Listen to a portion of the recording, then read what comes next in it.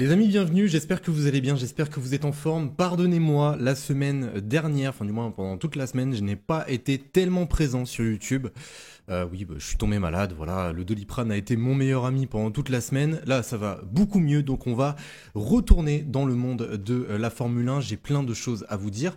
Et on va déjà faire une vidéo que je voulais faire depuis très très longtemps et revenir globalement sur la situation actuelle de Mercedes et surtout sur leur situation dans le futur. Quels ont été leurs problèmes? Quelles sont leurs futures solutions? Est-ce que Mercedes vont revenir en 2024? Je vous dis tout dans cette vidéo. Avant qu'on commence, bien sûr, n'oubliez pas de liker, de vous abonner si ce n'est pas déjà fait. Et on est parti les amis pour cette nouvelle analyse.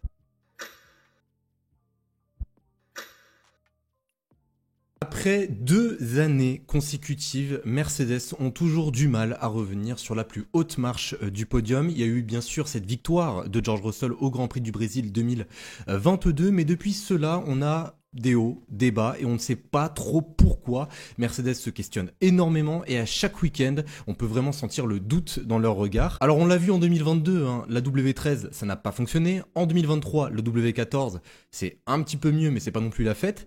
Et là, en 2024, il y a la fameuse W15, et une W15 qui va totalement repartir de zéro. Mercedes utilisant cette saison 2023 comme une saison d'apprentissage pour leur futur monoplace.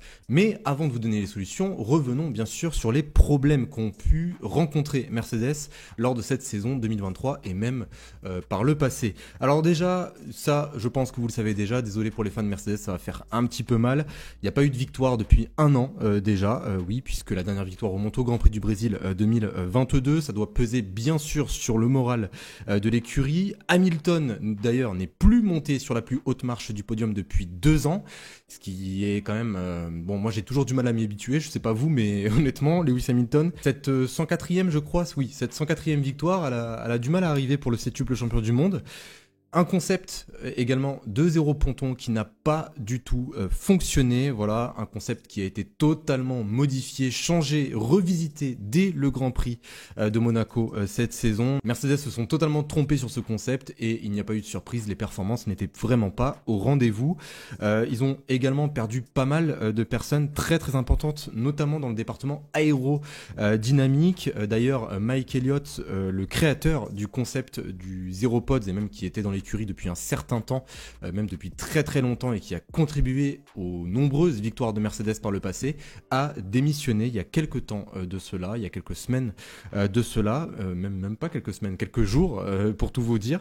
Donc oui, ils ont perdu certaines personnes et même ces personnes en question sont parties généralement dans d'autres écuries. Je peux par exemple vous prendre le cas de James Walls qui a rejoint Williams. Mis à part cela, il y a bien sûr un manque de stabilité globale, surtout au niveau de l'arrière de la monoplace. Hamilton en a souffert de ce problème, ça l'a énormément handicapé, surtout lors de la saison 2022. En 2023, ça va beaucoup mieux.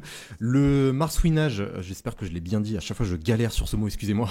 Le marsouinage qu'il fallait régler a été réglé, mais ça leur a causé encore une fois beaucoup de problèmes, surtout au niveau de la hauteur de caisse. Pour trouver des solutions, ça a été très très difficile. Toujours au niveau des performances, il y a eu également un problème de traînée. La Mercedes produisait énormément de traînée. Et également, un nouveau problème a fait son apparition. Et ça, on a pu le constater il y a quelques semaines de cela, notamment à Austin, puisque Lewis Hamilton s'est fait disqualifier. Et également, et surtout à Interlagos, puisque là, ça a été une totale catastrophe. Le problème de hauteur de caisse qui a fait son apparition très très récemment et qu'il va falloir régler de toute urgence. Puis si ils font monter la voiture trop haut, elle a un manque d'appui aérodynamique flagrant. On a pu le voir à Interlagos quand la Mercedes était moins performante qu'une AlphaTauri, qu'une Alpine, qu'une McLaren, qu'une Ferrari. Donc oui, il va falloir régler ce problème de toute urgence. Donc voici les problèmes concernant Mercedes, bien sûr. Voilà, je vous les ai cités un par un. Peut-être qu'il y en a plus. Voilà, je vous le dis très très clairement. On ne sait pas ce qui se passe en interne dans l'écurie. Et maintenant, passons quand même au côté positif. Pourquoi faut-il croire en Mercedes en 2024? Alors déjà, la chose qui est plutôt positive, c'est qu'ils ont pris leurs erreurs en compte. Quand le système des zéro pods, des zéro pontons n'a pas du tout fonctionné, dès le Grand Prix de Monaco, ils avaient totalement changé le concept des pontons. Donc oui, ils prennent en compte les erreurs et ils essayent toujours de trouver des solutions avec les nouvelles évolutions. Et bien sûr, ces nouvelles évolutions de cette année ne sont pas négligeables puisque ça leur permet d'apprendre de leurs erreurs pour la saison 2024, ce qui va bien sûr leur donner beaucoup plus de stabilité en 2024. Et ça, c'est encore une fois une très bonne chose. Il y a également les ressources de l'écurie. Je trouve qu'on n'en parle pas assez, mais Mercedes, c'est selon moi l'une des écuries qui a le plus de ressources, même si ce n'est peut-être des ressources illimitées, voilà, sur tous les points, sur tous les départements, que ce soit le département aérodynamique, sur le département du bloc propulseur. Il y a également le département moteur, on n'en parle pas assez, encore une fois, mais malgré le gel des moteurs, je trouve que le bloc propulseur, en général, le département du bloc propulseur s'en sortent plutôt bien. Ils ont selon moi l'un des meilleurs groupes motopropulseurs de la grille, assurément. Il y a l'évolution de leurs résultats qui est en totale croissance depuis 2022, même si par l'habitude des dernières années, on les attend beaucoup plus haut normalement dans la hiérarchie sur cette grille. Même, il y a quand même une croissance. Mercedes en 2022, c'était 3e au constructeur, juste derrière Ferrari. En 2023, là, ils sont 2e et ils risquent vraiment, bon là je tourne, hein, on est juste avant le Grand Prix de Las Vegas, mais ils risquent quand même de garder leur position de 2e au classement constructeur. Donc il y a une évolution quand même si bien sûr on espère les voir plus haut, peut-être en train de concurrencer Red Bull. Il y a également eu énormément d'évolutions qui sont arrivées, surtout sur le plancher, qui ont porté leurs fruits, hein, quand même, de mon point de vue. Ça a vraiment donné une différence, je trouve, significative sur les performances de cette Mercedes, notamment en fin de saison. Bon, même si par moment cette W14 reste imprévisible, il y a quand même eu, je trouve, une bonne différence par rapport à celle de l'année dernière. On a pu le constater, généralement, les évolutions ont fonctionné. Et ça, c'est une très bonne chose, encore une fois, pour la future W15. Autre facteur, c'est bien sûr le duo de pilotes, Hamilton et George Russell. Depuis ce début d'année, je ne cesse de le dire. Pour moi, c'est l'un des meilleurs duos de pilotes cette saison. Bien sûr, les deux ont eu certaines difficultés à certains moments différents de la saison, mais bon, quand même, je trouve que Hamilton est plutôt bien revenu cette saison. George Russell, même s'il est un petit peu plus dans l'ombre de Lewis Hamilton lors de cette saison 2023 qu'il ne l'était en 2022, il fait le travail. Pour moi, il fait le travail.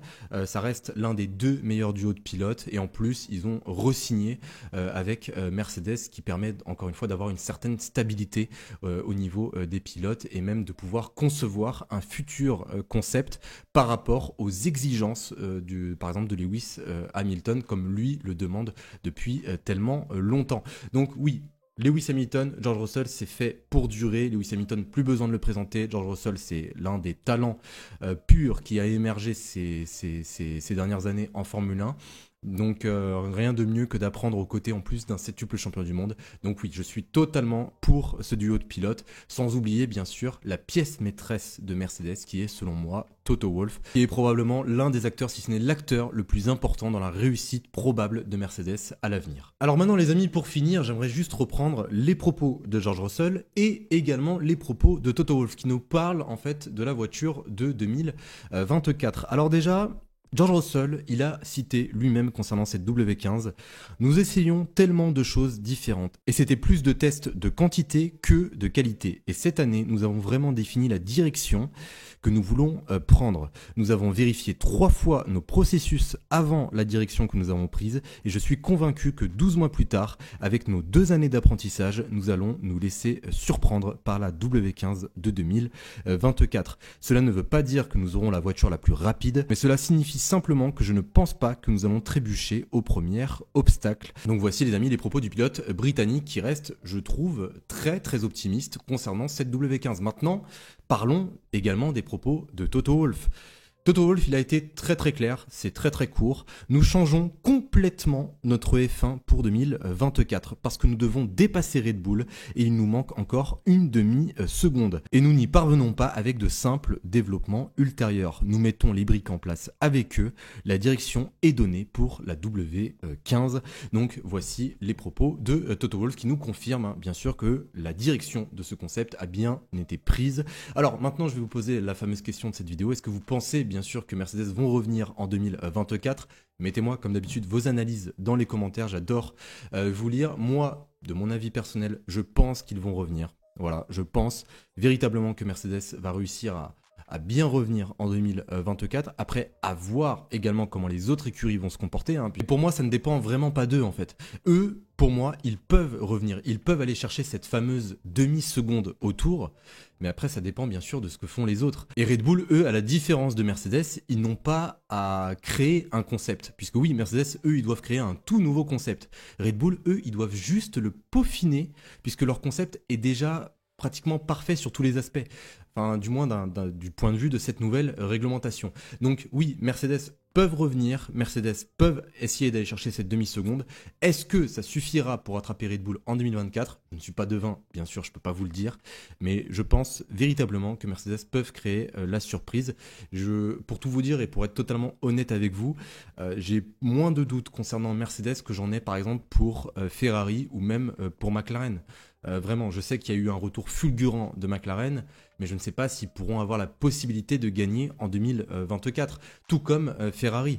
Je me pose véritablement énormément de questions. Bien sûr, ce sont deux écuries que j'aborderai dans les prochaines vidéos. Je suis beaucoup plus confiant concernant Mercedes, on va dire. Bien sûr, après, je m'attends à tout et à rien. En tout cas, donnez-moi vos analyses. Est-ce que vous pensez que Mercedes vont revenir en 2024? Sur ce, les amis, j'espère vraiment que vous avez aimé cette vidéo. On a abordé un petit peu tous les problèmes de Mercedes. J'espère véritablement que cette vidéo vous aura plu. Si c'est le cas, n'oubliez pas de la liker, de me donner vos analyses en commentaire, de vous abonner bien sûr si ce n'est pas déjà fait. Et je vous dis à très vite. Salut tout le monde.